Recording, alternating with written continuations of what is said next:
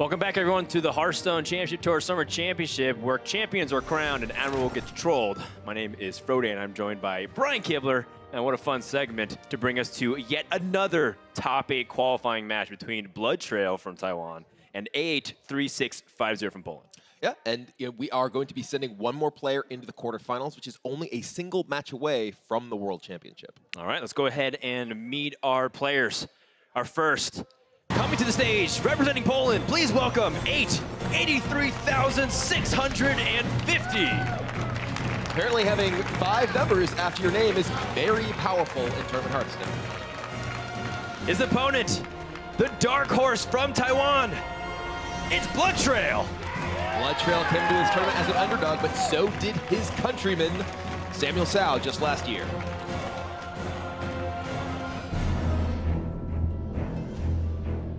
And Bloodtrail is going to be going to the Summer Championships. 因为要看他们遇到谁，不过我天选之人是投那个 Tuna， 积分的那个结算有看过他，天梯也没遇过他，然后他也没在开实况，所以我也没看过他。我跟他准备的都还算可以，打那个优异会开比较小，因为他有偶数煞跟奇迹贼、机炮贼，所以。 他会打我会比较开大，然后打拿骨弹是55开，控制法吧，有奇数胜、奇数贼、偶数煞。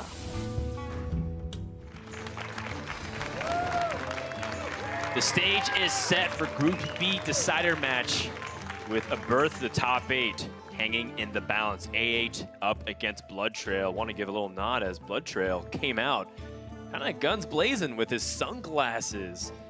We never really had a player on stage commit to it. Usually they kind of rip it off in a big flashy entrance, but now, is that really Bloodtrail on stage? Who knows? Well, it is, for anybody who's actually taking that seriously, not understanding sarcasm. It is Bloodtrail, but it's pretty cool to see a little bit of that card game element that we see in other games be brought into Hearthstone, where people can just mask their emotions. You do see people trying to, keep a poker face behind sunglasses on a regular basis, but we've never seen it before here on the HCT stage. But we're going to be getting into the match where A83650, I got to get those numbers down right. Yeah. Doesn't roll off the tongue as easily as to the Blizzard Arena. 229. Yeah.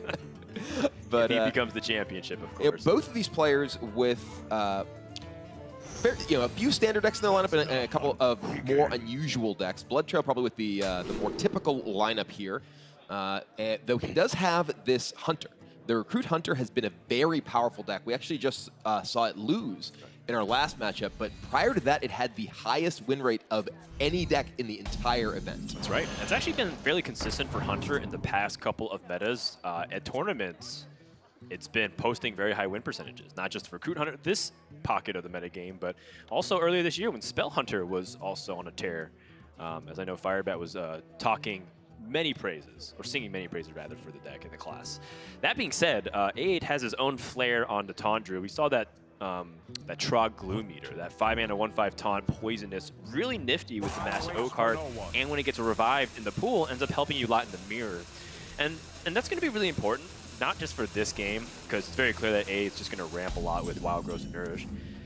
But, we didn't really get a chance to acknowledge this, but A took an unconventional ban based off statistics. He banned the Shutterwalk Shaman, and that's largely because he built his entire lineup knowing even Warlock and Taunt Druid is going to be something he faces a lot. So even though traditionally it makes sense to ban a more powerful deck like Taunt Druid, for example, or Hunter, that has better percentages against his lineup, he specifically teched his decks, even though Shutterwalk Shaman has also performed pretty mediocre this tournament so far. Yeah, we've often seen this lineup be relatively common. The even Warlock plus Taunt Druid plus Shutterwalk Shaman. And then fourth deck. With some fourth deck. In this case, the fourth deck is the Hunter. We've often seen the ban go toward Miracle Rogue, which is in that fourth slot. It seems that A8 believes his lineup is stronger against the Hunter than it might be against that Rogue, which has often pulled that ban. Here are some of the important cards for this Recruit Hunter, which has become more and more standardized as time goes on. Prince Keliseth with an early tempo package. You might see it. speaking of Keleseth, just took it off a Stitch Tracker. Wait. And that is something you don't see often because Keleseth doesn't work while Keleseth is still in your deck. He almost snap-picked that. And if he plays that Keleseth, unless he draws his actual Keleseth in his deck, he will not get the Battlecry effect. Yeah, what? Yeah, I've made that mistake. That's a mistake you make once. Yeah, and I don't know what Bloodtrail is planning. Maybe he wants a tempo 2/2 for later turns, but he had other options at his disposal, like some of his best minions in his deck. So I too, Kibler, am a little bit flabbergasted by that situation, what just happened. I mean, maybe he just didn't feel like the other minions were high enough impact. He has a curve already going into these middle turns. And frankly, if he does get double Keleseth trigger, that's quite powerful. But the odds of him drawing the actual copy of Keleseth before the game kind of gets to its conclusion is quite low at this point. Yeah, I mean, if Keleseth is drawn after most of the minions are drawn, it's not going to do anything anyways, because you still have a good chunk of non-minions in your deck. But if he draws Keleseth, it'll be really sweet. Yeah, he'll look like a genius. Oh. Until then. It was a legendary. It had the golden border. I was like, ooh. I mean, that's still a great card to stack against the Druid. Well, in particular, Houndmaster Shaw is extremely strong with Seeping Oozling, because you can immediately attack with the Seeping Oozling into, say, a Sleepy Dragon. Get its Death Rattle effect immediately, get whatever you get off of the Seeping Oozling, which is often a gigantic monster, and then attack that again, because it has Rush, into the huge top minion and push a lot of damage to your opponent's face. A8, wondering how big of a threat is that Houndmaster Shaw? And the answer is a huge threat. But is it worth using a Naturalize on right now? The threat of Seeping Oozling here with the Houndmaster Shaw is enormous. I think that A8 is definitely thinking about the potential implications, and maybe just naturalizing the Houndmaster Shaw here is the call. He can still play the Naturalize plus Primordial Drake, which would leave just a 3/1 Wolf in play. But if he plays Sleepy Dragon and it doesn't get answered, yeah, he's going with the Naturalize. But let's say he didn't, and his opponent didn't have the Seeping Oozling, he had Cube. It's true. With the Naturalize to set up dragons and trade, so, there's a Play Dead. Yeah, that's really good. And now this is a matchup where you don't necessarily need to sort of wait. There's no silence effect. There's no transform effect. Your opponent can deny you your Play Dead trigger. Yep. Or you're either your Death Rattle trigger, so you have to wait for the Play Dead. So he could have potentially played, say, 6 mana worth of stuff in this turn, or less than that if you wanted. Just Stitch Tracker and Tark Reaper. Then next turn, get a third Keleseth. he could have played Serenade Chaingang and Keleseth, and then a womp womp like sad trombone sound plays. Oh, he knew it way ahead of time. He put his sunglasses on. That is a Master Oakheart right off the top for A83650. Yeah, huge pickup. And if Bloodtrail's going to have a power turn with that Play Dead, this is pretty good. We see that Trog Gloom Eater, which represents a very powerful stopgap against the big minions that Bloodtrail can be forcing out with his recruit effects.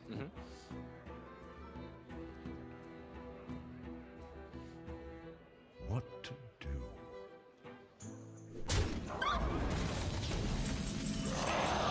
That's a lot of dragons. It's a lot of board, and Bloodtrail is going to be struggling a lot, to say the least. But he does have this Play Dead available to him, so that gives him 6 more mana. I think he doesn't realize this isn't going to work. Yeah, because it doesn't. Oh, he's playing because he thinks he gets the buff. Right. He doesn't get the buff. It's not how it works. Yeah, I wonder how much experience Bloodtrail has playing this particular deck, because there's no reason to play Keleseth there unless you think the Battlecry is happening. This is just a misstep. This is just a lack of understanding of how that particular effect works, because there's you rarely have additional Keleseth in your deck. There's King Crush. The buffs would have actually been. It would have been huge. He would have had an 8/8 and a 9/9. but that's, you know, you don't just get additional copies of Kel'Seth's with the buff, because it does have its battle cry. Looking at your deck, you still have the original Kel'Seth in your deck. The battle cry does not trigger, so there's no buff that occurs. It's not clear that there was a better way for Bloodtrail to use his mana this turn anyway. I like 2 damage to the face. I'm saying in terms of, you know, like mixing some of these plays together. I acknowledge that mistakes will happen. It happens to the best of us, as you guys can clearly see, but I will not give my opponent the satisfaction knowing that I made such a colossal fundamental error. I just wanted the 2-2. To be fair, you know, this is actually one of Bloodtrail's very first tournaments. The playoff was his very first playoff. He has actually the highest win rate among players who've competed in playoffs at 80%, since he went 8-2 to qualify for this in his very first playoff event. You're not wrong, Kibler. I'm just telling you that he made 2 mistakes. One was picking the Kel'Seth, the second was playing it. Well, once you pick it, you probably, I mean, I guess there's actually the overlay thing now, the kind of glow that you can see even if you're Yes, it shows an orange border specifically to show you if the conditions are met, and that's really useful. Maybe you for couldn't see it with the sunglasses on. Oh, you're right. I mean, I have color blindness correcting sunglasses, but maybe these sunglasses are kind of the opposite. Anyway, you haven't lost those pairs yet. I still have one. Kibler's on his second color correcting sunglasses. Don't worry, they're not expensive. No, wait, they are. That's not what you said. It's the opposite of true. Anyway, back into the game. Hadronox for A83650 comes down, and Stitch Trigger going to try and find a Spellbreaker, and it does. Here we go. Another Kel'Seth. Oh, I was looking at the Spellbreaker, but yes, the 3rd Kel'Seth. But I think, you know, Bloodtrail has learned his lesson. Yeah. But now A8 does have a Carnivorous Cube here, all along with Witching Hour. Right. So he I think, is going to go ahead and he can Branching Paths to try and find another Naturalize, which would allow him to immediately, potentially break the cube at least.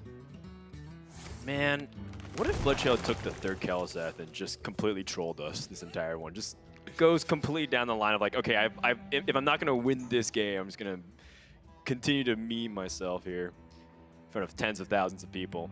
But A8 is kind of on a low hand count right now, so part of what Bloodtrail's thinking could be the fact that if A8 runs into the inability to continue his taunt train, then Bloodtrail might be able to climb back into value from what his hand already is, plus Deathstalker Rexxar. Yeah. We've seen that card be able to essentially single-handedly turn these slow control matchups into a fatigue war that ultimately just favors the Hunter. Well, it's particularly true given the fact that Bloodtrail has Doom Pact in his hand.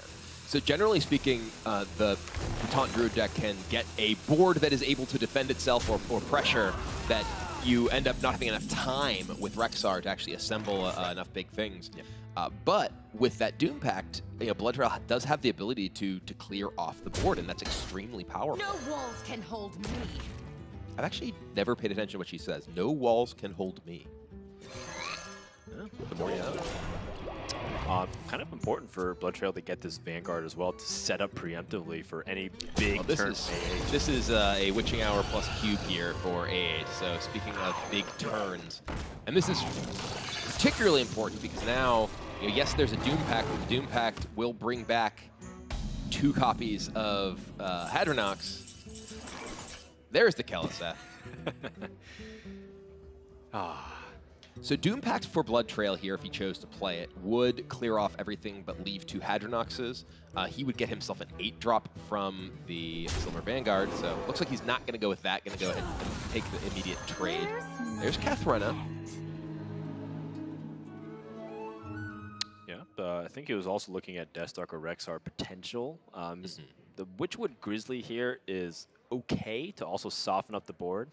So you could go wide. You could play Prince Kel'Seth, get the buff, get Witchwood Grizzly and Gluttonous Ooze. But another thing, too, is that if Bloodtrail was going to play Prince Kel'Seth, now he actually should have played it first to get the buff. Well, and the light applause from the people in the audience. At this point, Bloodtrail is absolutely trolling everybody watching right now at his own detriment. He doesn't have much time to make this decision. I couldn't tell what he picked initially. All right, it is a Rock combined with, I believe that was the Dire Mole, because it's 6 cost. Yep, so that'd be a 5/10. Mm-hmm. Pretty easy for him to generate a couple of minions, but the Taunt Druid is going to be looking to dominate the board. How much damage can A8 just do right here? He has 11, 15, 22 available immediately, plus 2 swipes. So he has 31. He actually just has lethal here. He just double swipes face, hero powers face, and the game ends, I believe. Oh, wow. That's it.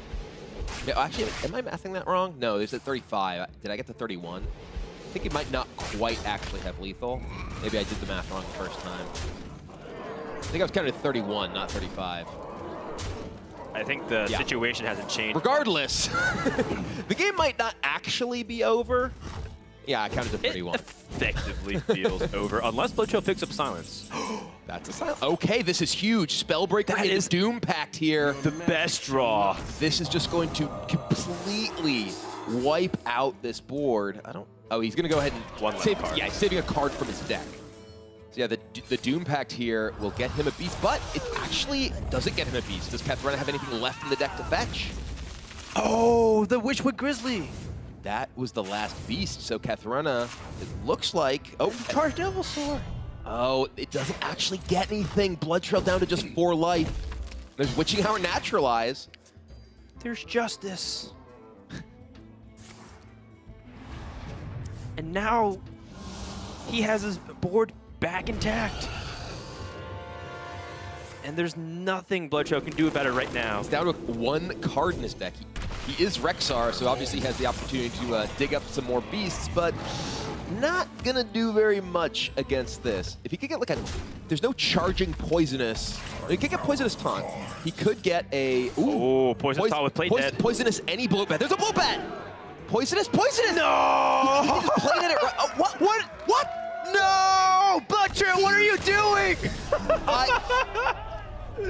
I'm honestly in shock. He actually hit the combination that could save him. Yes, the literal perfect combination. He hit Bloat Bat Poisonous. He with even play dead. Yeah. As a backup option. I'm shook, man, as the kids say. I'm shook. I don't even know what to say. You're under the age of 40 barely, so you're allowed to say it. That makes 2 of us. There was a lot about that game that kind of was shaky, to say the least. But A8 no comment. 3650 took advantage of that, and now he is up 1 game to 0, and Bloodtrail's going to need to shake it off, frankly. That's not intended as a meme toward the kids these days, but he really does need to refocus and get his game in better shape for the rest of the season. Yeah, look, Bloodtrail is not incompetent. He knows the mistakes he did. In fact, I mean, most people playing Hearthstone will recognize that after you've played certain interactions, you make the mistake. And then the tilt and the embarrassment factor actually stacks on it, especially when you have high stakes. Remember, it's not just a top 8 spot, but there's a lot of money and a world championship berth potentially at risk here. So it kind of amplifies your effects and sort of the mistakes that you make over and over. That being said, the mistakes you made previously have no implication on what you're going to do in Game 2. So if I'm Bloodtrail, just reset. It's okay. Maybe re-Q Hunter, maybe choose something else. But for now, it's looking pretty bad for Bloodtrail. It's not where you want to be, certainly. Being in that mental state where you've made not only some pretty serious mistakes, but some pretty serious mistakes in the biggest match you've played so far in your life. All right. Potentially. It's rough. We'll find out what happens in game number 2 in just a moment. Don't go anywhere. More action in the Summer Championships right after this message.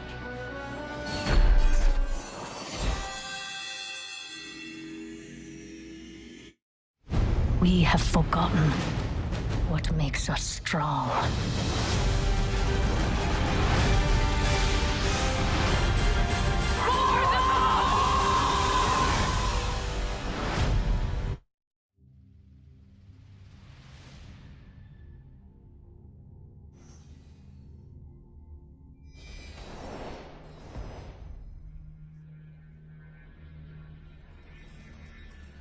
And he never thought about how far he can go in this tournament. Truly does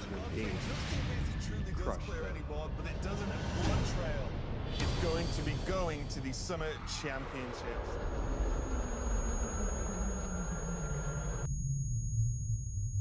And don't know much about Bloodtrail.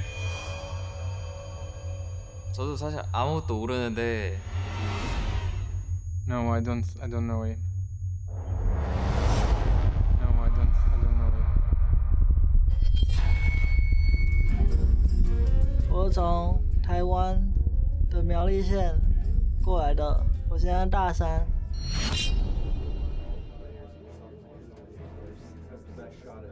Competitive questions about who you're playing against and all that stuff first, and then we're going to cut the roll and we're going to go into some more like just meta questions and frequent questions. Cool.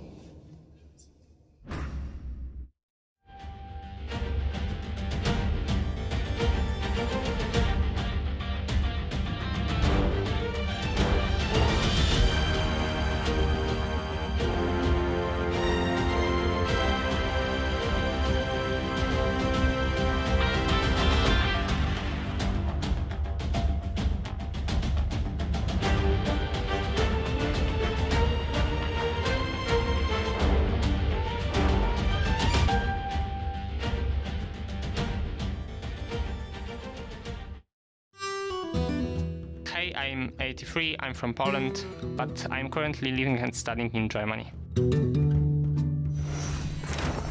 I actually had to make a break from the university just to play Hearthstone to prepare for tournaments, but I want to come back and study. The family was pretty skeptic, like negative from the beginning, but then I started making some real money, and that's why they started supporting me. And now they're supporting me a lot, and I really appreciate that. Bunny Hopper has conceded. A8 is going to the Summer Championships. I think Hearthstone was pretty easy for me from the time when I started playing it. It's an incredible feeling, of course. I think I've never felt so good in my entire Hearthstone career. It's incredible. I went to the first LAN tournament and I won this one, so I was correct. And then I started competing in more tournaments. I achieved some pretty nice results, and that's why I became competitive. I didn't know that I will get recognized in Hearthstone. That's why I typed something totally random. Then I just went to a tournament in Poland, 64 people.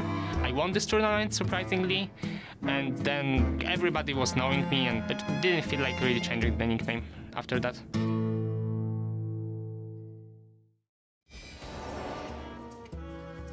And after a interesting game number one between Bloodtrail and A8, we currently sit at a 1-0 score in favor of our Polish player, A83650. Interesting that he calls himself A883. He doesn't even say out his own full name. I didn't actually realize that till watching the piece just now. I'm like, I am not going to say all those numbers if you're not. That's right. He doesn't respect his own username. But, a lot of people call him Casper as well. There's, it's just a lot of his friends call him. It's also a username that he said he would choose if he wasn't having this username. So if you ever hear Casper, it's most likely talking about this player. Now let's go ahead. Friendly Ghost. Friendly Ghost, that's right. Let's go ahead and talk a little bit about this matchup, Even Warlock versus Cube Warlock. We don't actually see this very often, largely because Cube Warlock has fallen off in popularity. Yeah. But Even Warlock should have the slight edge because of the amount of threats it plays early on, and because the healing and the recruit effects are slowed down over on the Cube Warlock side. Yeah, in the Warlock mirror match, generally, historically, the ability to play Giants has been what has given players the edge. If you have Giants, you have more Giants, and the Even Warlock deck not only can life tap more, so it's drawing into its Giants faster, but it can just play Giant on 3 because it life taps on 1. So you have that tempo advantage.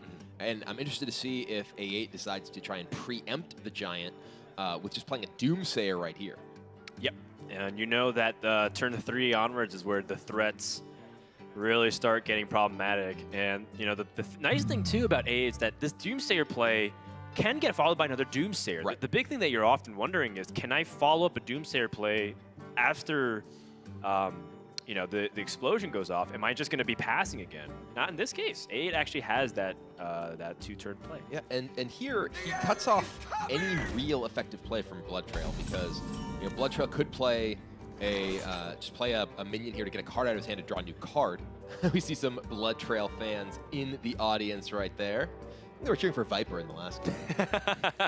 They even had the sunglasses drawn. But very impressionable. Yeah. Get them while they're young, Kibler. Well, I guess Bloodtrail here can just dump a card. He has 2 oozes, so one of them is only needed for this matchup. It's not like A can bring a second Skull to Minari. I guess Sunfury Protector has less value in Bloodtrail's mind. Yeah, because it's less attack, perhaps. Well, A8 will life tap and play another Doomsayer to keep delaying Bloodtrail's advancement, and I really like this line of play from A8 because now he actually gets to play the first Mountain Giant. He has a Giant he can play next turn. He has prevented any kind of development from Bloodtrail for several turns. Bloodtrail's just going to coin here. Interesting. He chooses, rather than burn a card, to use his coin. I do not like this play. I find that the coin is so valuable, particularly in a deck that is trying to fight for swing turns, that now Bloodtrail is not going to have the opportunity to potentially Blood River Gul'dan first, to potentially play multiple threats in a single turn. I feel like just getting rid of one of these cards from hand, like a Swamp Ooze, would have been much stronger. Right, because if he had the coin instead of the Swamp Ooze, well, I guess he wouldn't be able to fill out the mana curve this turn, but then turn 6, you can play a minion, then turn 7, you have the coin into a bunch of flexible options, and if not, you still have the ability to coin out Blood River Gul'dan because you need to be able to keep the initiative. If Cube Warlock gets the initiative, well, guess what? After your opponent sets up a Void Lord that doesn't die, you're never really going to get through efficiently unless you have a Hellfire in hand, which Bloodtrail does not. A8 has the opportunity to just go ahead and faceless a Giant here and trade off Giants, which will again leave him with the only big thing in play. So I expect that will be the play that we do see. Yep, love it. Indeed, we do see. And again, as you mentioned at the beginning, this is a battle of big minions. He who sticks the biggest stuff tends to win. And as the game goes on, I feel like A83 is significantly favored because of the power level of his Gul'dan. Gul'dan in the Void Lord deck is much better than Gul'dan in the Vulgar Homunculus deck. And Bloodtrail, with that coin play to avoid burning a card, gave up his ability to even deploy the Gul'dan first. Well, A8 has a really easy way to deal with this board through Spellbreaker. Defile does end up killing his own Spellbreaker as well and put things kind of close to removal range with things like a Spellstone that gets upgraded. He could just Spellbreaker and then attack with the Giant. He doesn't really want to hit face because the threat of the Hooked Reavers coming down. That's true. We saw that he actually just chose not to attack with his Kobold Librarian 2 times earlier. He's on that plan of delay Hooked Reaver until I'm sort of overwhelming you. And we typically see that line of play from any kind of deck that has a long-term way to have inevitability against the Warlock deck. Rather than trying to push them down, they're looking to control the game to a certain point, and delaying the threat of Hooked Reaver really helps with that. Ooh, Kobold Librarian. So that kind of makes Defile another good option later on by having that 1 health minion. Something that I know I missed when I play even Warlock, not having convenient ways to activate the Defile. I wonder if A8's even think about playing it right here in this spot. I suspect that he will hold on to it both for Defile and for upgrading Spellstone. Yeah, it's interesting because you think, oh, 1 mana remaining, shouldn't hurt too much. It even, hypothetically challenges the board a little bit better, but it increases the flexibility of his plays the following turn because next turn it's not exactly clear either because even if he plays the Possessed Lackey, does he have a guarantee that he's going to be able to activate it through Defile? Not necessarily.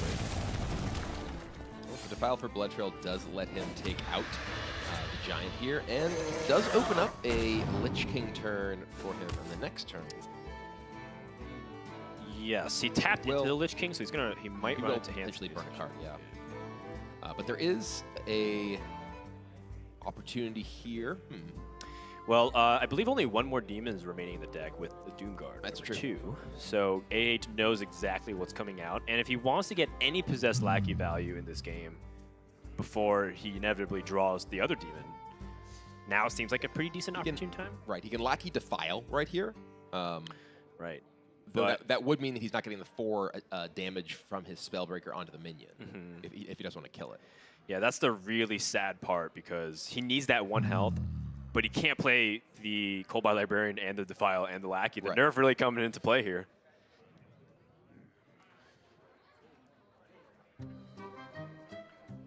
At the same time, a little bit of a consequence for A8 holding back on that Cold-Blooded Librarian. It's true. Because otherwise, this Twilight Drake would die, go down. Well, there was the Defile last turn, so the Cold Librarian would have died there. True.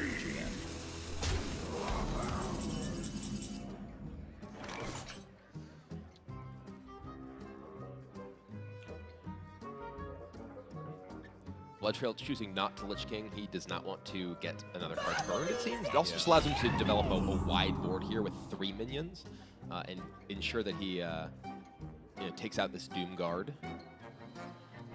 Yeah, just wants to stop the possibility of Cube coming out and wants to stack the board. Yep. The thing that I was looking at too is when is Bloodtrail going to have an opportunity to really set up a good Skulking Geist to shut down Dark Pact shenanigans as well? Voidlord comes down. There is a Black Knight, but no Spellbreaker available for Bloodtrail here. Right. So there's no easy way for him to ensure that he can get through this.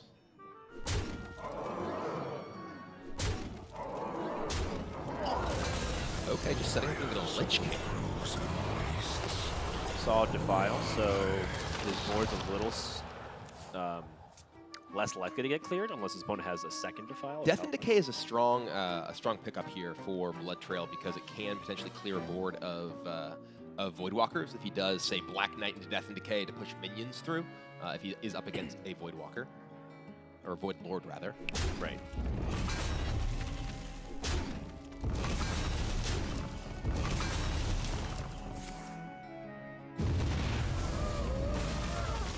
Hellfire into the Kobold Librarian, which A8 has saved to this point for that Spellstone upgrade, and ends up getting him that extra bit of life.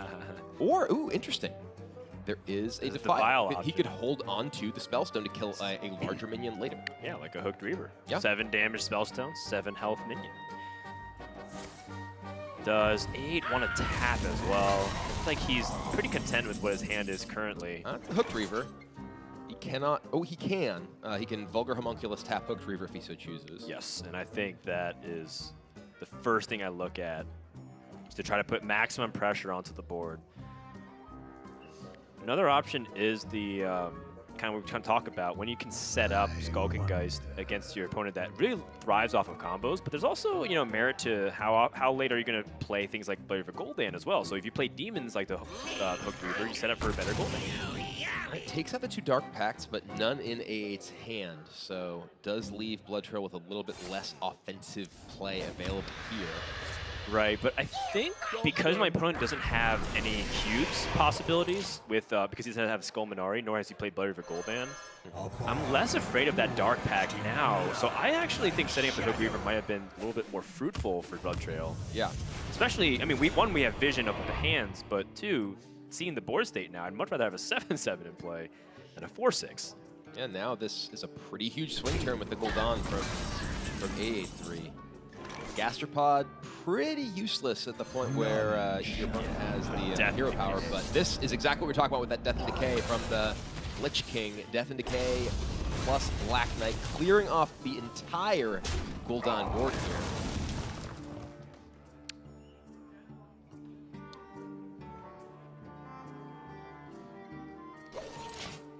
No life tap from Bloodtrail. I guess he values his life, and he's okay with the state of his hand.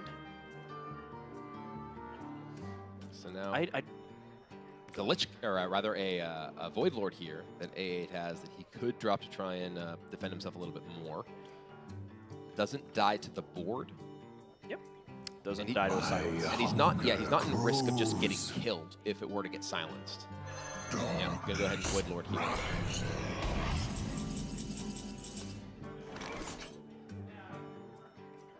That does offer a clear to Bloodtrail if he wants it. He can bump both minions, play Defile into Hellfire into Hooked Reaver, if he so chooses. Yeah, and I think he might be leaning towards that, because again, He is worried about the opportunity for multiple Void Lords to stack the board, and he can't ever really get through. And this does mean both Void Lords are gone, so the threat of powerful minions being queued is not really available anymore. Bloodtrail had an opportunity to actually set up a slightly better defile with his Sunfury Protector, and then he could play a Hooked Reaver uncontested on the board. Instead, he feels like he has to commit a Hellfire now. That's true. Yeah, he could have done that a bit differently, committed a different resource. Right.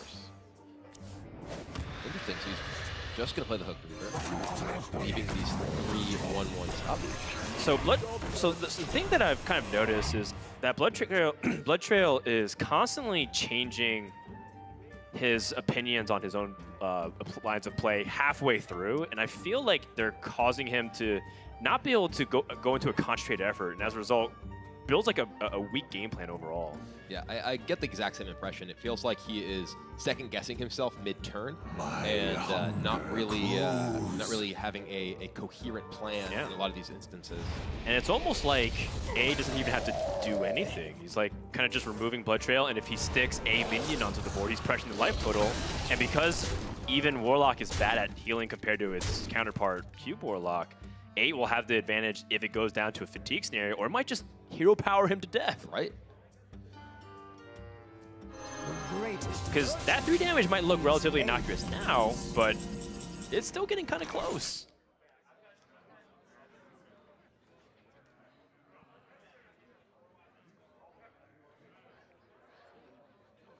And now Bloodtrail, he has the Gul'dan, which he has foregone playing for many turns. Doesn't really bring back very much. I believe it's a Homunculus and a single copy of the 4/4 Reaver.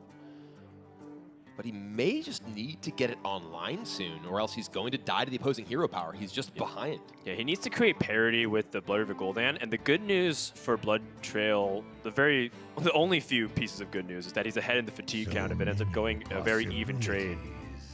The big problem is that A has yet to hit some of the biggest spikes in power with his Carnivorous Cube in his deck. Bloodtrail counting what demons will come back. I believe it is just 1 and 1. Yeah, 1 Homunculus and 1 Hooked Reaver. Oh gosh, that just lethal. 3, 4, 5, 6 plus 10. Oh, it has to not discard. No, you can actually Prince Tal'Daram and then hero power. Oh, you're saying with the Doomguard? Yeah. If the Doomguard does not hit both the Prince Tal'Daram Prince and the Faceless, I believe that is lethal. Right. There's 5. Because then can he hero power pass and then 5, 15? Yeah, it would be 15 with the face. No, he can't hero power you're as right, well. You're right, yeah, because you need to get the damage through. Right.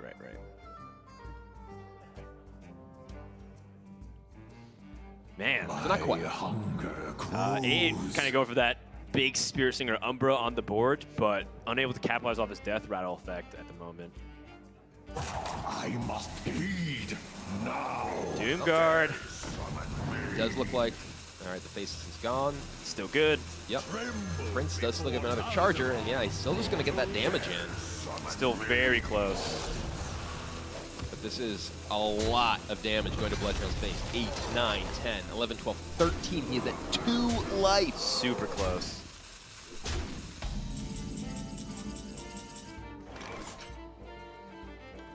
He has the Hellfires, but not the life to use them. Yeah, he has to hero power first. He can hero power and then Hellfire attack into the Doomguard. Maybe just but then he just... Oh, he has a Spellstone. Right. Yes. The Spellstone is crucial, because that leaves him out of just lethal range right here. So he is at 7. Right.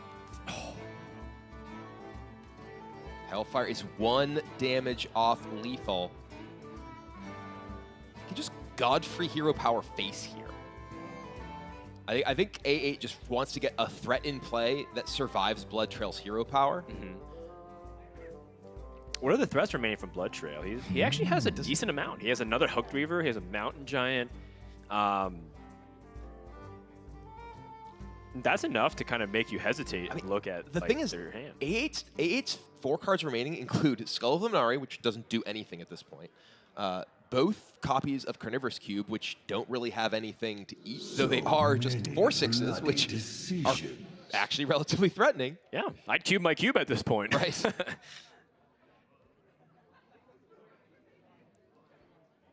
I actually like that. So the Godfrey puts a situation where Bloodtrail can't easily clear it without adding a little extra mustard on it.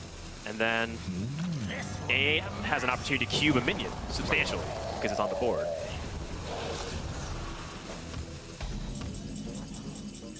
There's another Hooked Reaver. Wow. He was really... Does he have a Dread Infernal in his deck? He was looking for that.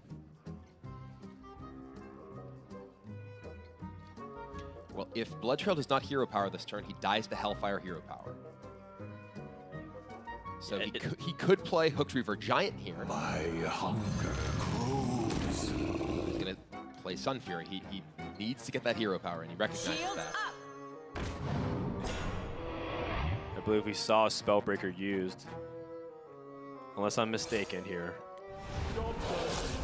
A8 looking for something to do here. He finds his Mountain Giant as expensive as it gets for being played. And yeah, the last 3 cards in his deck. 2 cubes and a skull. And he does not have the time to play this Mountain Giant. He's 1 damage, again, off lethal. So many bloody decisions.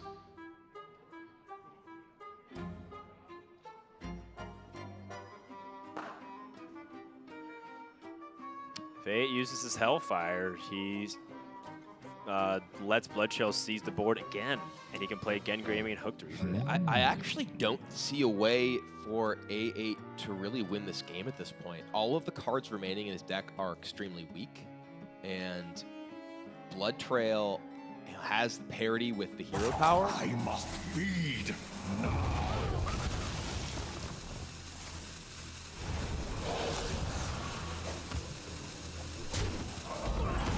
Now Bloodtrail plays just, Hooked Reaver, hero power your face. How does A8 win from here? He just has Skull and 2 copies of Cube. A8 was off of lethal by 1 damage for several turns in a row, but he is just drawing his synergistic cards without the cards they work with. Yep, this is part of the downside of not attacking the Even Warlock. You have opportunities to maybe add a little bit extra damage. There were a lot of instances early in the game where A8 chose to forego damage for fear of Hooked Reaver. But now he's at a point where he's desperately missing that damage.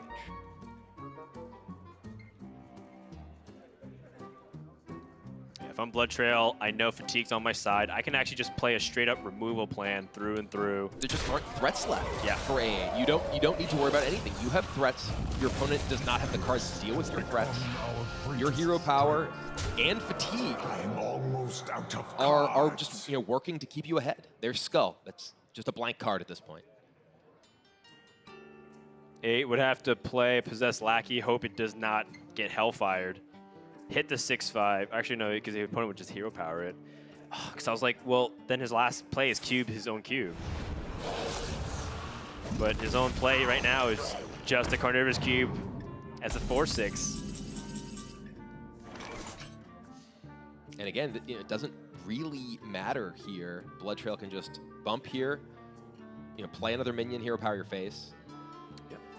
He is ahead in Fatigue. He is at sufficient life parity that none of A8's cards really do anything. Yeah, he's just going to throw a couple minions at play. He should know there's a Lackey, a Skull, and a Cube left. He can just throw all of his minions to the board, and now he has an offense that, yes, A8 can whittle them down one at a time, but he's just losing this game. Carnivorous Cubes. Card 29 and 30. In a deck named Cube Warlock. That should tell you everything you need to know about how the state got, or how this game got to this state, rather. And Bloodtrail with a Fatigue victory. A8 is gonna have to tap here. There's just nothing he can do. Yeah, and there it is. So after a long fought battle between these 2 Warlock decks, We talked about how even Warlock tends to come out on top, not in the way it typically does, not with the giant onslaught, but Bloodtrail takes the victory in Fatigue. That's right. Although this was a good matchup for Bloodtrail initially, still came down to 1 damage off for A8 on multiple occasions, and so that brings us to a tied series. And we talked a little bit about how Bloodtrail stumbled a bit in game 1. A8 had some decisions that he made in that game that weren't necessarily obvious errors, but he could have pushed more damage earlier. He was afraid of the Hooked Reaver, but ended up just being 1 damage shy of being able to finish the game on multiple occasions. And who knows? If he passes that damage, maybe Hook Reavers come down, he loses control of the board. It's a tough scenario, but that's why, ultimately you have to go by what you know to be the best plays in the game. In the meantime, we're going to get ready for game number 3 as you guys are watching. So hope you guys are enjoying the Summer Championship. We'll be back right after this.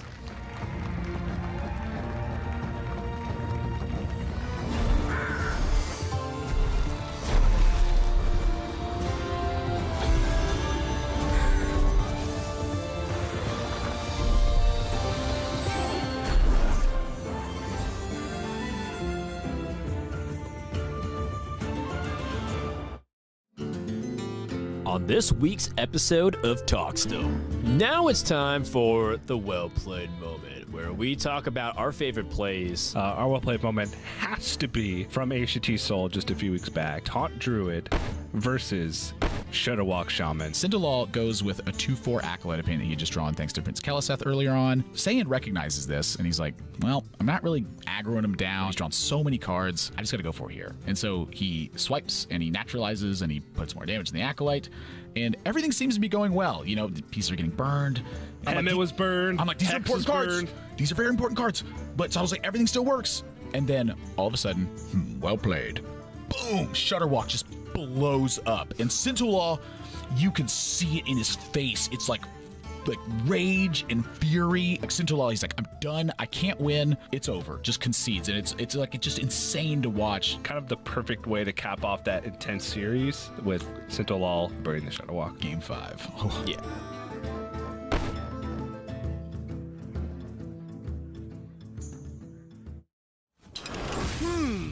With the casters! If I were to create a dream team with myself and 2 other players, I'd pick Brian Kibler and Shiro, his dog. I think us 3 would be an unstoppable force. Well, I actually do a bunch of content via OmniSlash with Firebat and Zillet. They're both super smart players, super dedicated, really good, and I think that they would work well together alongside me because we worked together before. I guess I'll put Shiro as my #1 draft pick, and then, Kibler can still come in, but he just knows that he wasn't my #1 choice now. Whoa, who would I pick as my 2 teammates? Goodness, you put me on the spot here. Well, I gotta pick TJ, because TJ's like, he's like my brother. That's Admirable's one of them. Longtime casting buddy of mine. I think we can game with the best of them. If they think they can't beat us, I challenge them to see if they can hit Ragnarok shots better than us. And we have so much built-up synergy, and we'd be able to find the best decks pretty quickly, or at least find the weirdest decks that would lose in a blazing glory. I challenge them, because they could not. We are the best at that. I know because one time TJ and I won 11 coin flips in a row. And Frodan would be my second one, just because he's always got everybody else's backs.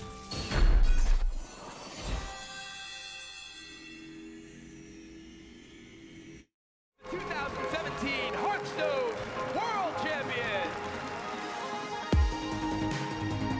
This will be, I think, the first APAC tour stop for Season 2.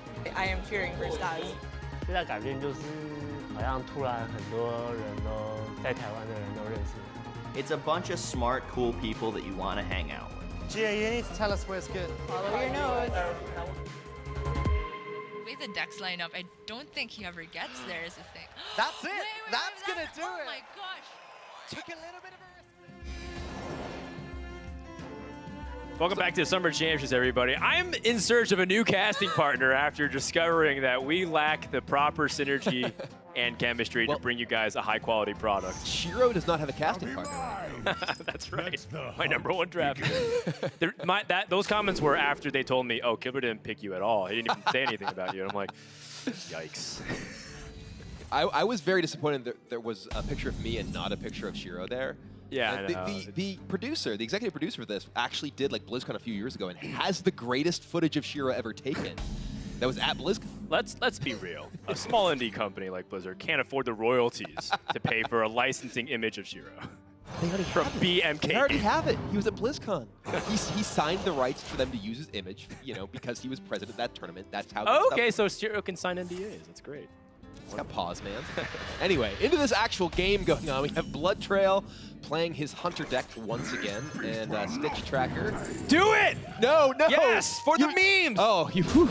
Oh. Okay, we are not going to have a reprise of game number 1. No Keleseth off the tracker, and Gluttonous Ooze is key here because it is able to shut down a Skull of the Minari, which is one of the most important cards in Cube Warlock in accelerating out your big giant demons.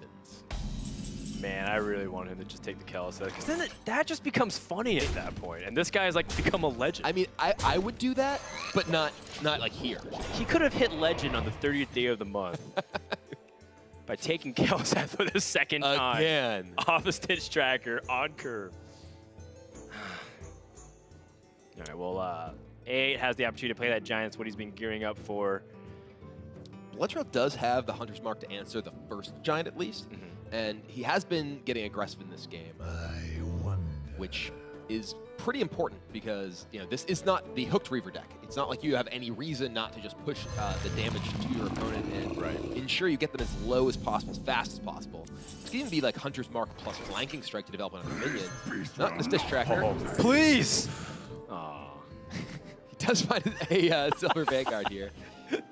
I've turned this into a segment of our Omni stuff where all I want for us is to commit to one terrible line of play and continue to follow up. But Bloodtrail just trying to fill up his mana curve appropriately, and A's taking quite the beating. You know, this life total is semi-relevant. You know, a lot of times Warlocks can bounce back, but sometimes you pressure them with a single charger off of your Oozling or off of a Silver Vanguard, and then you kill them. And this is not a Hunter deck that is shut down by just one taunt. You know, we have seen both of the Stitch Trackers played, so there's no easy way for A8 to search up, or rather for Bloodtrail to search up Spellbreaker when he only has one copy. Some versions of this deck do play multiple copies of Spellbreaker to have the highest chance of finding them, but A8 doesn't have Dark Pact. He has no way to just trigger a Possessed Lackey to get a Voidlord into play quickly. Yeah. And even if he did have that Skull, Bloodtrail wisely picked the Gluttonous Ooze over the Prince Keleseth, so completely understandable.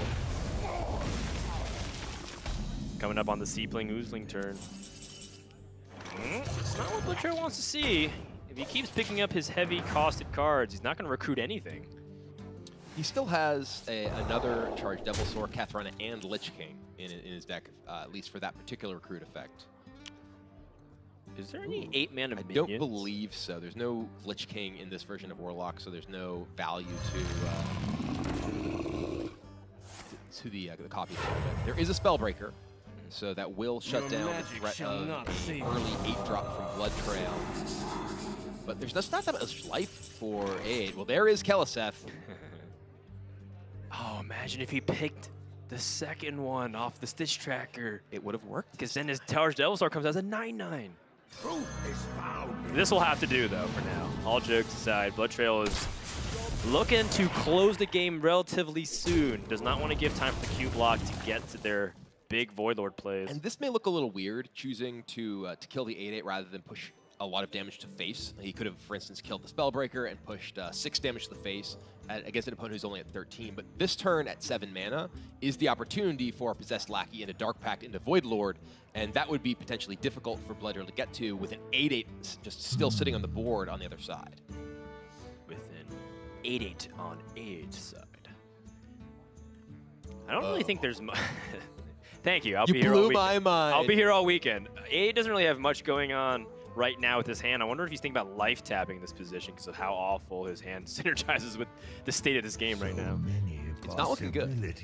And this is getting into the power turns for the Hunter deck. It's weird to say that when you get to like 8 and 9 mana, it's the power turns for the Hunter deck rather than the Warlock deck, but that's the world that we live in right now.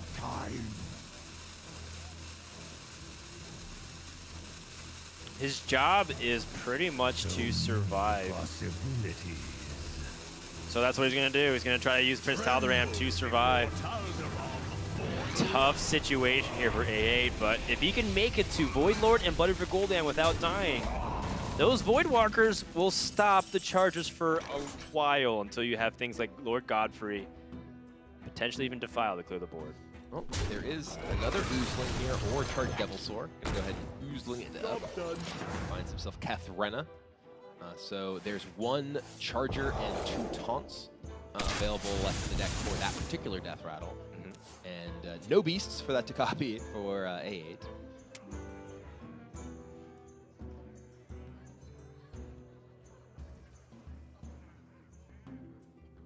A8 does not have many plays outside of this Possessed Lackey. He can Lackey Defile, which would get him a Demon right now. Unfortunately, he still has a Doomguard and a Void Lord in his deck, so he'd have a 50-50 there, and a Doomguard is a disaster. Doomguard just gives him a 5/6 into an opponent who has a 6-attack minion that will recruit a giant minion from his deck. Well, in his mind, there's also a possibility he straight up dies too, because with the Prince Kel'Thuzad buff, if his opponent gets like a Charged Devilsaur, for example, it's an 8/8. It's an 8/8 and a play dead and a hero power. Yeah, he actually does not want to give Bloodtrail the ability to easily kill this. He'd rather not kill the 6/5 here and not present a ability for Bloodtrail to get the 6/5 killed. Well, the thing is, regardless of how the Defile goes down, the Oozling can crash to the Void Lord. Okay, so he's trying to get the maximum damage. Devilsaur, oh, okay, he gets the Void Lord, which is crucial, but the damage on the Void Lord and the buff from Kel'Thuzad does mean that the Devilsaur can kill it on board. That's right. However, you have multiple waves of taunts now, so and the second Void Lord is really good in this spot with the Blood Reaver Gul'dan follow-up. And he can play the Void Lord, clear. Is he going to attack base? Yeah, I think he wants multiple taunts as possible in Okay. case Play Dead comes out. He doesn't know how many beasts are in the deck versus in the hand.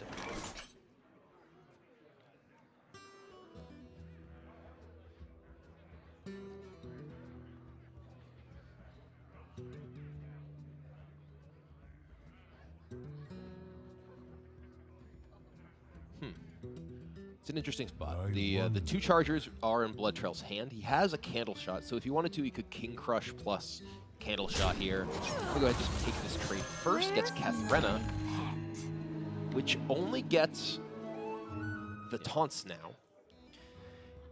Yeah, I like his line of thinking. If he got Lich King, he can get the Death and Decay, which can help stabilize onto the board. Knows that Blood River Gul'dan is certainly a threat on the following turn. But I guess your only response to that is to try and load up as much pressure for the post-Gul'dan damage.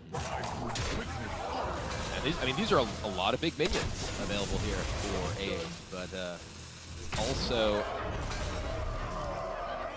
a lot of stuff that's going to come back from this Gul'dan that A8 can play this turn.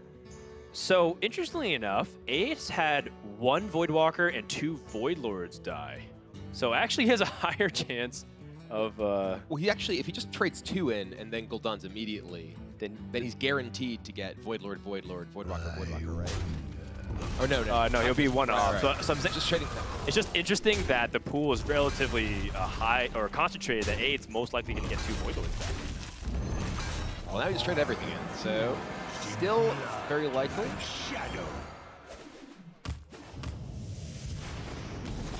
Just the 1. Play Dead here for Bloodtrail represents a 4/13 taunt for 1 mana. Pretty good deal.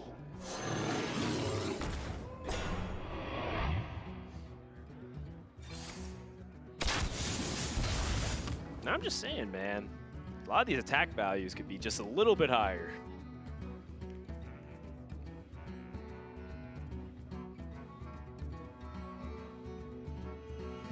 I do like the placement of the Void Lord, by the way. Very nice and conveniently in the middle. It's kind of like the Void Walkers are his posse. Well, A8 does have a Faceless that he can use on the 4/13. That's right. or even the Devil Sword to try to crash the wall.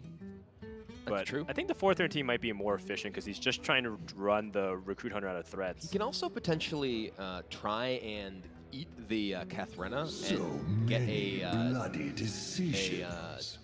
Doomsayer behind all of these taunts that he has here. Oh, okay. Because Right, and he force has, the he has silence. 6 taunts. So, granted, yes, it's possibly a world in which he just loses to a Spellbreaker if he were to just eat the Kathrena and play a Doomsayer. I think he's far enough ahead of his opponent that he doesn't have to take a risk like that. I think if A8 just kind of plays very solidly, doesn't do too much fancy stuff, he's in a good spot regardless. With that first play, though, he might be leaning towards what you were talking about. Yep, there it is. There's the Doomsayer. So now he has 6 taunts and the Doomsayer here. So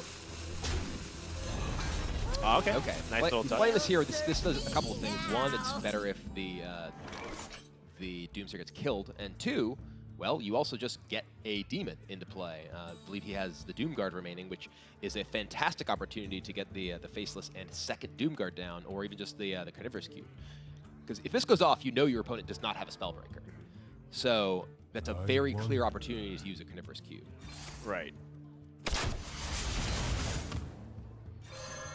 And now Bloodtrail is forced to pretty much just pass, let A8 do whatever he wants on the board afterwards. I like this play from A8 because it gets him into a massively advantaged situation here. Oh, wow. Dark Pact 2. So this can be attack, cube, Dark Pact, get 2 more. Sure. Chooses. And then just have Doomguard from Or even hands just cube Faceless hit. That's also good. I don't hate any of those plays. Yeah. This is giving him a board that no matter what Bloodtrail plays, he has a massive trading power and burst power available to him. If the Serenite Chain Gang comes down, he can double trade. He just has lethal if he plays Chain Gang, because he plays Chain Gang, attacks both minions in, Dark Pacts 1, eats the other one of his own minions, and attacks the 4 Doomguards. Serenite Chain Gang doesn't do anything. It actually gets him killed, is the funny thing. Not that he's not going to die anyway. Yeah, there it is. Seed. Bloodtrail recognizes that that is too much, and A83 has managed to get out to a 2-1 lead in this matchup. Recruit Hunter walked into today with an 83% win rate, going 5-1, and now has lost its last 3 games. The final game with the previous match, where we saw Tonsoku dropping with it, and now we saw 2 losses in this series with Bloodtrail. So Hunter is struggling, but I mean, you have to look at the power of Cube Warlock, and you also have to kind of think about some of the opportunities before with Bloodtrail. Now that there's only 1 deck remaining for A8, there's only so much room for error before you're out of the tournament here, Kibler. Yeah, and this Priest deck is one that has a lot of tools that are pretty strong against the Recruit Hunter. One of the things that makes the Recruit Hunter deck powerful is the Death Rattle abilities on its minions, and you're running that into Psychic Scream. You do have strong burst potential that can be difficult for them to navigate around, but they also have great answers to some of your best opportunities. That's right, and Priest is A8's most comfortable deck. That's why he brought it, and he's piloted very proficiently up until this point. So we're going to find out what happens in Game 4. What will the Priest go up against? More action from the Hearthstone Championship Tour Summer Championship right after this.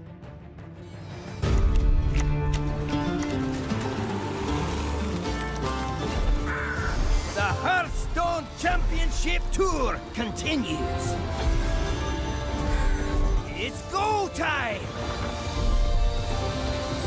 This is the 2018 Hearthstone Summer Championship. 2017 Hearthstone World Champion. This will be, I think, the first APAC tour stop for Season 2. I am cheering for Staz. 最大改变就是好像突然很多人都在台湾的人都认识。 It's a bunch of smart, cool people that you want to hang out with. Gia, you need to tell us where's good. Follow your nose. The way the decks line up, I don't think he ever gets there is the thing. That's it. That's gonna do oh it. Oh my gosh. Took a little bit of a risk. With the developers. My battle cry upon coming into the room, it's hard to say what its effect would be in-game, but I'm sure it would probably ensue in some kind of 80s musical stinger. I think it'd just be like an exasperated sigh. Honestly, it'd probably be a laugh because I just laugh all the time in any situation and sometimes inappropriately. I'm very tired in the mornings and I always have meetings in the mornings, so I just kind of like sit down like... I'm pretty sure I would not have a battle cry, and I would have stealth, because that is what I do all day on accident, is accidentally startle people that I just wanted to talk to. Oh man, if I had my own battle cry, it would probably bring joy and a smile, put a smile on everyone's face. You just open the door and like dun dun dun dun dun dun dun, trumpets are thundering. It's like, who's? Oh, it's Josh again. Oh. If I were going to try and not startle people, then my battle cry would probably be, hey, can I talk to you real quick? I don't know if I'd have a voiceover. It'd be more of an aura where like you just enter the room and everyone just starts like laughing. If I had a battle cry whenever I walked into the room, it would be to transform the color of a random person in the room's hair. Just like that.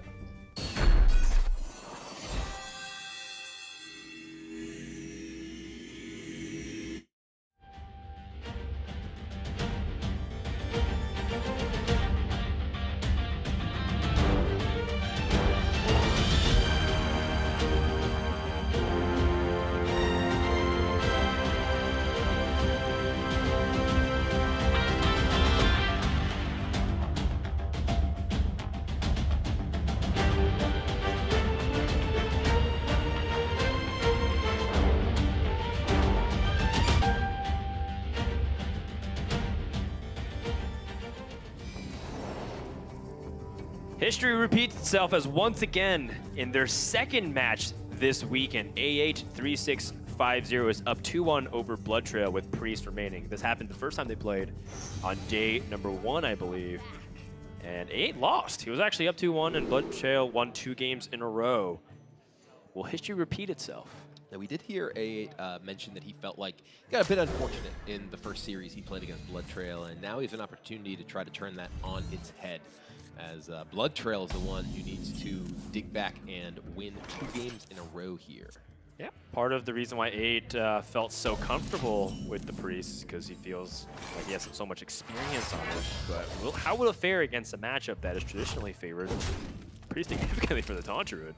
Largely because you don't really have your primary win condition that you usually get, which is play Shadow Reaper Anduin and burn their opponent's life total. It'll work a lot better against Bloodtrail's even Warlock, for example. But that's another question too, because it comes down to the Recruit Hunter. So now A8 could play a Pyromancer, try and get a little bit of damage in before Bloodtrail starts the taunt wall. Bloodtrail has no wild growth, so he's going to be a little bit slower out of the gates. And yeah, A8 decides, okay, I'm not going to hold on to this Pyromancer to try and get too cute with combos with the Divine Hymn and Northshire Cleric, but Bloodtrail does have the Wrath to answer it and keep his life total high. Oh, there is Anduin right away, which is nice for A8 because he does need to get that down fairly early in this kind of matchup.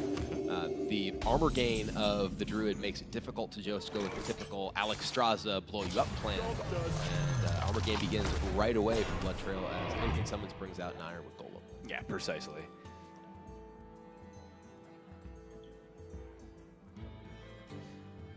Some of the cards in A8's deck that we'll focus in on is Skulking Geist. That's one of the most important cards to delay what Taunt Druid can do, and also to not answer your own minions as conveniently as possible. Skulking Geist is actually going to be one of his key cards in both of these remaining matchups, because removing Naturalize and removing Play Dead both deal with a lot of the explosive potential of both of Bloodtrail's remaining decks. That is correct. Bloodtrail has no way to spend his mana efficiently and can just go for the swipe removal. Really scared about A8 just getting a lot of value off of a 3/6 that stays on the board. Imagine if, I was going to say, imagine if he draws Skulking Geist right now. There's 2 Naturalizes in Bloodtrail's hand. A8 can't pass that up. Well, no, he can't. There's no opportunity that Bloodtrail wants to use this Naturalize here. So there's no reason to coin out the Skulking Geist. You want to save coin for later big plays. Amusingly enough, find the Spellstone. But that's fair. Your coin is still valuable, and now this is just going to be still a back-breaking Skulkengeist as it comes down. Not only removes the naturalizers from Bloodtrail's arsenal entirely, but also 2 cards from his hand. Yeah, brutal. How is there just no expression on Bloodtrail's face that just happened to him? What was so interesting to me as wow, Hearthstone is drawn. Prior to this game, Bloodtrail was actually moving around a lot. And one thing I noticed, he was having a lot of heavy breathing, which kind of shows some anxiety. And I know because I was sitting in competitor seats not too long ago, just a month on stream, and you get that feeling of a lot of pressure. And, you know, it's really important to keep your composure. And I think maybe those small breaks in between games have helped Bloodtrail regain some of that composure, realizing, okay, you know what? I still have a chance. This is very familiar. I was down 2-1 with Hunter Druid remaining against Priest. Very similar situation as the first series. But with a Skulkengeist on curve, Bloodtrail's Bloodtrail the uphill battle. takes the bait with the Lich King here. He wants to play the Lich King, but that walks directly into A8's Shadow Reaper Anduin. This is exactly what the Polish player wanted to see. And this is an enormous swing. This gives A8 access to his most important win condition, as well as wiping out Bloodtrail forward. And putting on damage.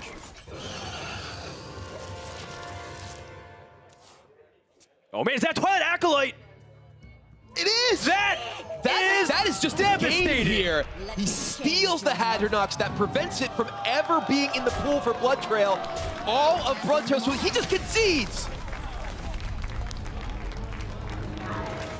After such a back and forth match, that was just A8 firing on all cylinders. Everything coming up exactly right for the European player as he gets revenge on Bloodtrail and advances to the top 8.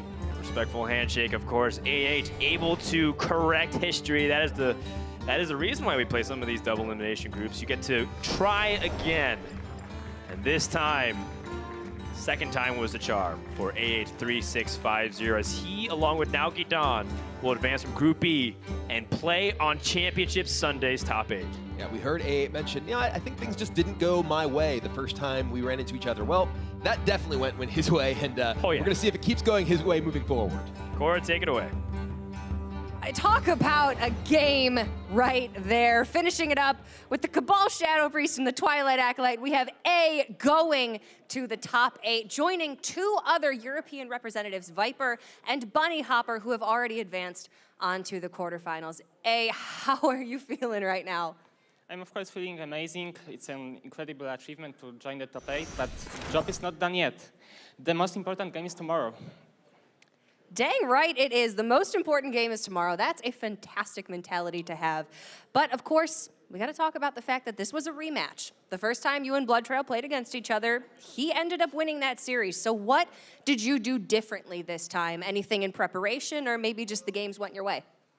I actually didn't change my strategy at all. I thought I'm pretty favored against his lineup, so I just continued what I'm thinking that was the best. And it finally paid off. I won this time. You absolutely did. Final question. You said that you very much respect the fellow European players, Viper and Bunny Hopper. You really look up to them. You work with them. Do you think that Europe is going to take this all down? It's possible that 4 European players will be in the top 4 in this tournament, so I hope this will happen. Well, we got to find out if Turna's going to make it all 4 through to the quarterfinals, but we have A83650 moving on. Congratulations and best of luck tomorrow. What an end to that series. But we are not done for today. Let's go ahead and throw it back to Dan and see what's coming up next. A wonderful journey for A8, and of course, Bloodtrail also kind of given hope to a lot of the other players who, you know, this is his first big tournament. So it's the idea that, yeah, he made a couple mistakes, but I want to give a nod to him trying coming this far out. And there's some players who are at this very championship who had a very similar experience in 2016 at their first championship, making a lot of mistakes, feeling like they got a lot of valuable experience. That's what Turna was saying. He was saying, I was awful 2 years ago, and now it comes back playing a lot better. It's actually a very common refrain we hear from players on the Hearthstone Championship Tour. You know, they have an event they qualified for, they have a maybe shaky performance, rough go of it. They come back and they're like, I am ready now. Then, you know, I kind of got lucky. I made it there, but now I'm here to win. That's right, and it's interesting that he mentioned Europe's performance. You know, I don't know if it can line up. We're top 4 will all be Europeans, but they're making quite the statement compared to day 1 where America's, they were starting off really good, and now they're kind of struggling. To be What's fair, happening, Caleb? day one it was 2-1 versus 1-2, so it wasn't really a huge sample size. Fair if enough. one match, one game even went a different way,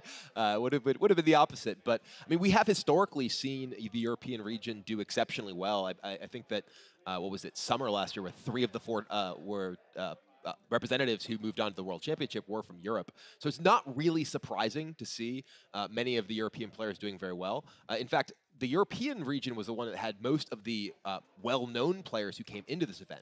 I think only A8 didn't have previous championship experience. That's right. That's right. We also have another member with championship experience here at the venue. Cora is waiting with a special guest down on the floor. Who's with you? I am joined by America's sweetheart and 2017 Hearthstone World Championship competitor, and man, I did not expect to see you here. What's up? How you doing? I'm doing great. Just enjoying some bubblies, some yummies, I too enjoy the bubblies and the yummies, Ant. That is a very relatable answer that you can give to me. But seriously, how are you enjoying it all so far? Is it nice to just be able to, sit back in the audience and not have to play? Yeah, it's a pretty good experience. I got here and immediately sat at a table and just started battling people. It's great. Yeah, we sat at the Duel Dev station for a while, and a bunch of people came over and were like, "You're not devs?" And we're like, "Yeah, neither are you." What you got? No, seriously, it's a great time here in the tavern. Everybody's having a lot of fun. And it is always great to see professional players like you coming out, supporting, choosing a champion. I gotta ask, Ant, who's your champion this time around? Come on.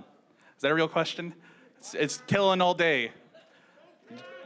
Yeah, we just got to hit him with some Yo-Cat chants. Yo-Cat. There we go. There we go. Crowd knows what's up. Crowd knows what's up. But just, last question, little bit. What's been going on with you? What are you up to these days? Not competing at this championships, but can we expect to see you at the next one? Yeah, absolutely. The last day of the season, just camping, great, and a great experience. So hopefully we can get to the next playoffs and get to a championship. Getting that finished this month? Yeah, absolutely. Come on, Corey. Come on, of course. All right, Ant. Final question. I lied. That was not the final question. I've been given the right to ask you one more. Okay. Anything else you want to say? No, I don't know. I can't. I love you all. He loves you all, and we love you too, Ant. Thank you so much for joining me. We've got such awesome things happening out here in the tavern, but up next we've got Rugal taking on Turna. Our next decider match, who will be moving on to the top 8 and joining A83650, who just qualified.